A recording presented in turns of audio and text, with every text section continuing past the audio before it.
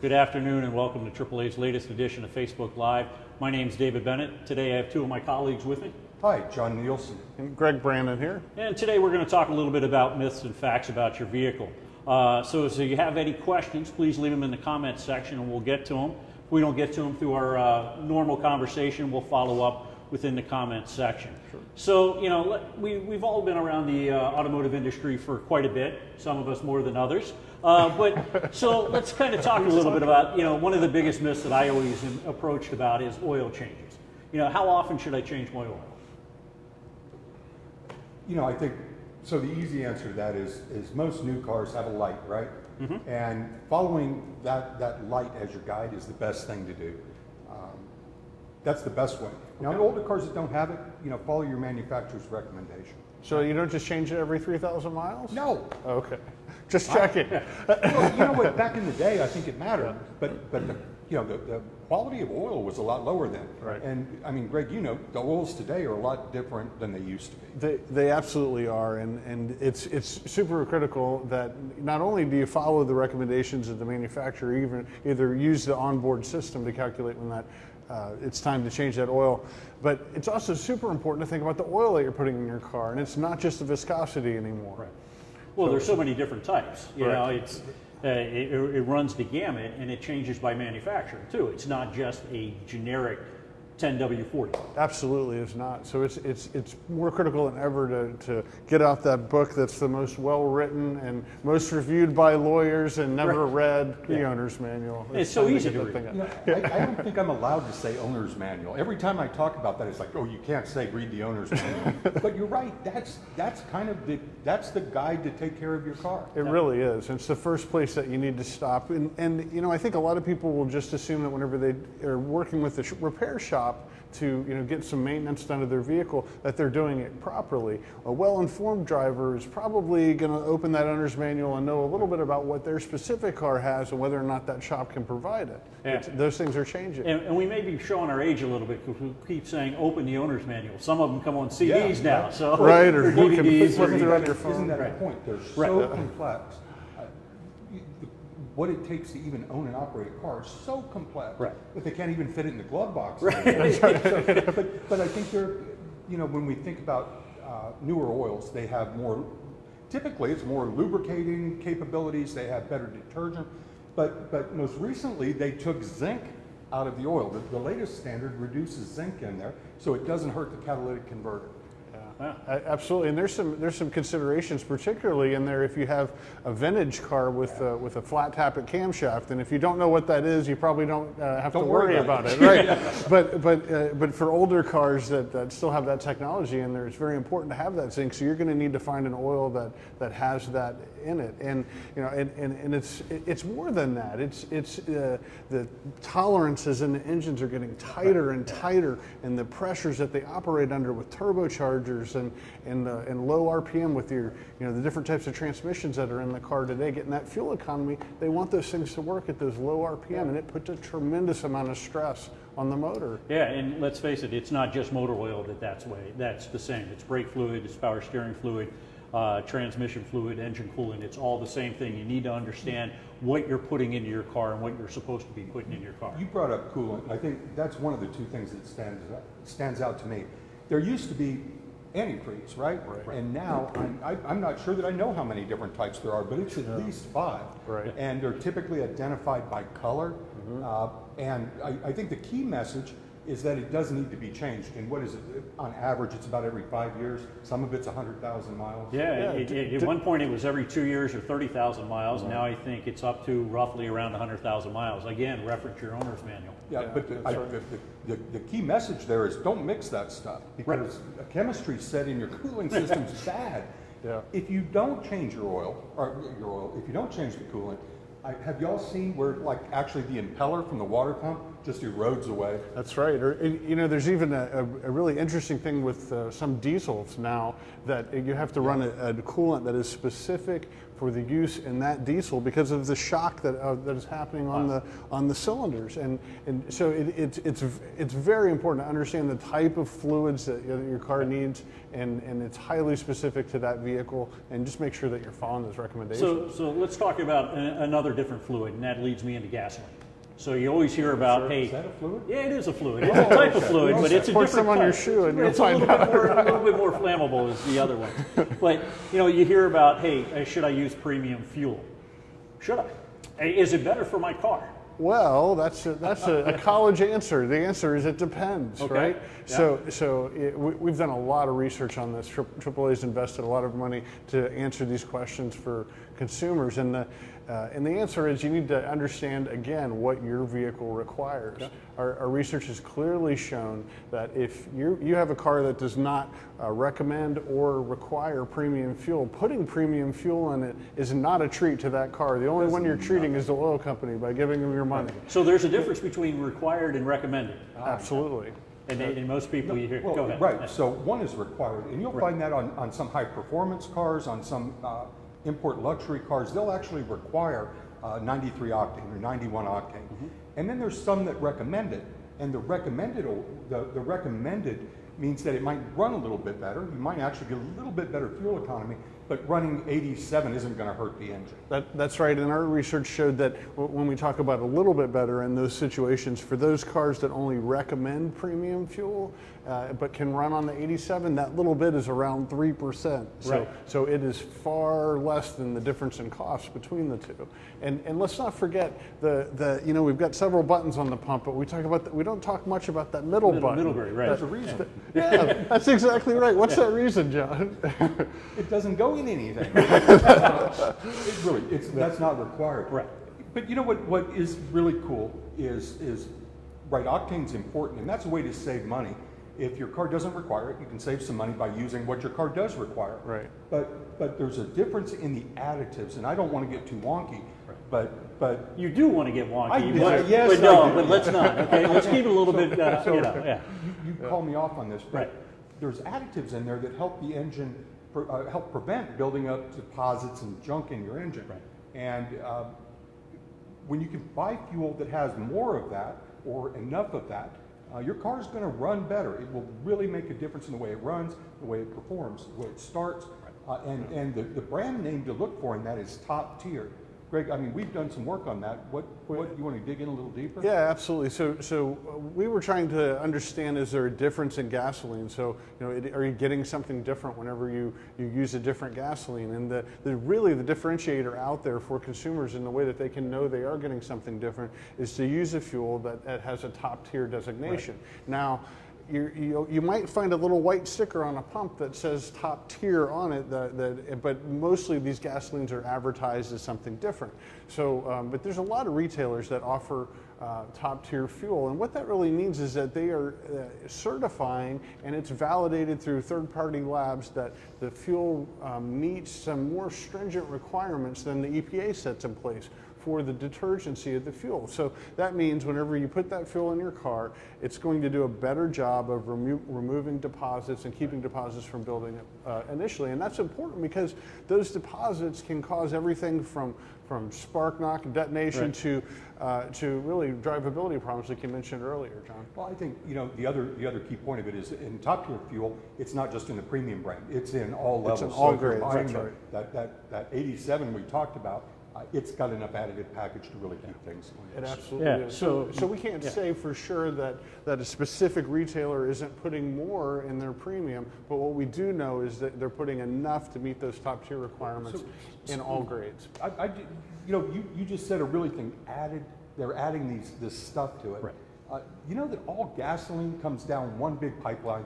Right. And, Sure does. And so gasoline that you buy at one gas station came down the same pipeline at the same time as what you buy from the one next door. So there's no difference there, but there is a difference in the additive package. That's right. And so is there a difference in fuel? No, but there's a difference in the fuel you buy because of the additives. So Well, let's talk a little bit more about gas, but in a different fashion. you know, I've heard a couple people ask me, hey, is there a good time of day that I should gas up my car? Should I do it in the middle of the day when it's hot? Is it better to do it then, or is it better to do it in the morning when it's cooler? I'm going to save my answer, Greg. Go ahead. Oh, it sounds like a trick to you, Greg. It does sound like a trick. Well, let's say that if you were fueling your car up in an area that, like, let's say the desert, right, where you've got, you know, really cool temperatures at night. Let's say that are 40 degrees at night and then go up to 110 during the day. Right. I'd say there's still no chance that you're going to actually find the difference in your fuel economy between those two extremes. And the reality of it is most people don't live in that. Right. What we're really talking about is the density of the fuel, right? And how dense, you know, because like every liquid, it contracts when it's cold and expands when it gets hot. So so there's no good time. It doesn't matter when you fill it up. But the big thing is you don't want to do it when the tanker truck is right there, right? Well, no. Oh wait. Don't wait. take away my answer. I'm sorry, I forgot to come back to John, and I know better than that. Before you run out of gas. Okay, there you go. That's true. I That's a almost good did that answer. this morning. But anyways, so now what about I feel so much better now, David. Yeah, Thank you. exactly. So if I did, I had AAA, so that's good. There you go. So good. Thanks for joining us today. Again, my name's David Bennett. John Nielsen. Greg Brannon. And today we're here to talk a little bit about dispelling any different myths about your vehicle. So let's finish up that one thought about, you know, what's the negative if you see the tanker truck filling up the local gas station tanks as you pull up. You really don't want to do that. I mean, That's right. Yeah, That's right. Have you ever made some iced tea and, and had a bag break? And so you've got all that stuff that kind of settles down to the pitcher. It's much better to let that settle before you pour that first glass of iced tea. That's true. And yet there is a filter not only in the gas pumps, but also in your car that will remove some of it, but not all of it. So there's no reason to put that into your tank. That's right. Right? You know what? I don't disagree at all with you, Greg. But I would say, you know, is it going to kill you? No. But as a habit, I wouldn't do it because there is fine sediment that can get through. And will it destroy your engine? No, because you've got filters in there too, right? That's right. But prefer not to use them if you don't have to. Right, exactly. So let's move over a little bit out of fluids right now, but let's talk about tires. So, you know, if my tires are worn or I have a blowout in one of them, can I just get away with replacing one? Or do I have to replace them as a pair? Or all four at the same time? You know what? I think the answer to that is it depends on the type of car you have. Okay. If you have a traditional two-wheel drive car, you can replace one tire and be fine. Assuming the tread depth is similar. Correct. Right? Yes. What you don't want is one tire that's going to be more likely to spin on the back axle. But let's just say there's no requirement that requires you to replace multiple tires on most cars. But there are exceptions to that, right? Mm-hmm. So especially with an all-wheel drive car, the way they're set up is that the wheels all need to turn at the same time. Mm-hmm. And a worn tire is smaller in diameter. So what happens? It can actually cause the transmission to lock up or slip enough to burn up. So understanding that, you know, there are times. Yeah. And again, that's a great place to go to your owner's manual because all the cars, even you can't paint that picture around all-wheel drive cars. Right. They differ. So it's a great way to go to look at your owner's manual. And again, that's one of those situations where you need to have a trusted repair shop. And then I think as a consumer, you need to keep them honest because you may know more about that in looking at your owner's manual than the tire technician is that you're working with. Yeah, and if you don't know if you don't have a good relationship or a repair facility that you typically go to often, visit us at AAA.com/auto repair to find one of our 7,000 repair facilities that have been inspected and approved by AAA throughout North America. Well, that's a good point. If that were to happen, they tell you to replace more tires than your car actually needs. AAA can come in and actually we'll make our member whole through that. That's right. So that having a friend in the auto business like Greg and David are really a benefit of AAA membership and approved auto repair. So you were talking about rotating the air and tires. Yeah, no, we're not talking about rotating air and tires. I think that trick was tried to pull to me in auto shop when I was a teenager. So, you know, somebody, or at least I probably did it to somebody. 1974. Right. Oh, nice. That's when they still had muffler bearings on cars, I think. Yeah. So the high-speed muffler bearings. Let's talk a little bit about spare tires real quick. You have the mini spare. How long should I drive on that mini spare? I mean, it really is not set up to drive long distance for long periods. It is a spare tire to really get you going to the local tire shop or to That's- your repair facility. That's right. Just for the same reasons that John mentioned earlier about the all-wheel drive vehicles. Usually those tires are smaller in diameter, and the tread of the tire is not rated for highway speeds. Right. They can get hot. It's really not a great situation to drive. But do they work better than not having a spare? Absolutely. Right. Yeah, I would say that it's better than walking, but what you need to do is use it to get to a tire center as Correct. quickly as you can. Yeah. It's not safe for you and your family. I'm Long not term. saying that they're making them unsafe. Right. I'm saying you don't want it on your car any longer than you have to have it. That's right. Yeah, but nowadays there's quite a few cars that do not come with spare tires. That's right, and that number keeps increasing. Right. It's really interesting. Automakers are doing that to take a little weight out of the car, Right. and they're leaving customers with in a situation where they would need that spare to put on and it could be a potentially unsafe situation. So it's a great reason to have AAA to come out and we're going to have to tow you to a repair shop in that case, or in some cases the cars come with some sealant that might get you back on the road. But right. So they have a kit that allows you. I don't want to use Right. a brand name, but there's a little jar of glue that you squirt into the tire, and it kind of inflates. Two things happen when you do that. One is you really upset the tire center. That's right. Got to fix that. They're not going to be happy with you. Right. But the other big challenge of it is I think the shelf life on that stuff is like 5 or 7 years. So I joked about rotating the air in your tires, but you do need to rotate That sealant. the sealant Yep. every 5 to 7 years. I'm not going to. Everybody can figure out where you can find that Correct, information. yeah. We don't need to say that again. No, Right, but you're right. right. That's a big thing. Is most people don't realize either A, they don't have a spare tire until it's too late, No, or that's right. hey, And all of a sudden I didn't change that sealant. And it doesn't work when you need it most. Correct. I mean, Exactly. There are limitations to how big of a hole that'll plug. Absolutely. So it is better than walking, but it's not better than a spare. Right. And you should know what's in your trunk. Yeah, I can't tell you how many people we show up at the roadside and somebody's like, "Oh, I need my spare put on." No, you don't have a spare. Don't have Right. one. What do you Sorry. mean I don't have a spare? Hey, So, yeah. Joyce asked a question Uh-huh.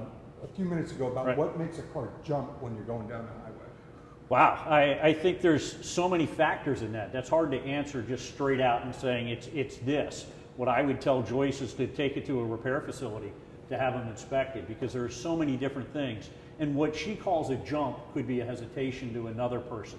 You're really going to have an experienced technician test drive the vehicle so they can experience in those real world conditions.